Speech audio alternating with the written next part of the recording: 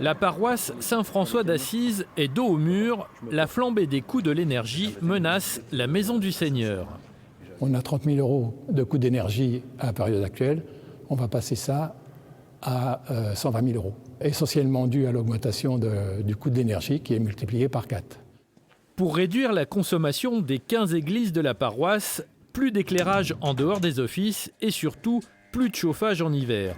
Des mesures drastiques pour en éviter d'autres plus radicales. Se pose la question du nombre d'églises, du nombre de cures, du nombre de salles.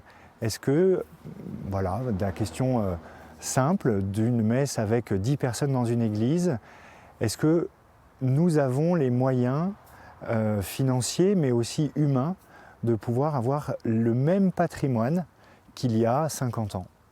Au diocèse d'Autun, l'avenir du foncier n'est pas à l'ordre du jour. Pour l'instant, on regroupe les services et on réduit le chauffage à tous les étages.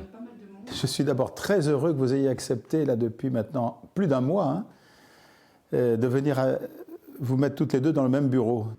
Les contrats des différentes paroisses de Saône-et-Loire sont tous regroupés à Autun. Ils pourraient avoisiner les 2 millions d'euros l'an prochain, à moins que les pouvoirs publics ne viennent en aide à l'Église. On va bien sûr regarder de près ce qui sera possible à partir du mois de janvier, quand les premières factures dans les conditions du nouveau contrat vont arriver.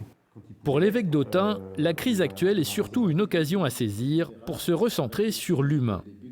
Acceptez d'être appauvri, acceptez aussi de faire la vérité sur ce que vous vivez, et vous verrez qu'il y a des chemins de vie possibles qui vont s'ouvrir pour la planète aujourd'hui. Et n'ayez pas peur aussi de faire confiance à la vie. Le premier trimestre 2023 sera une épreuve de vérité pour la communauté chrétienne. Certaines paroisses envisagent déjà de réduire le nombre de messes hebdomadaires.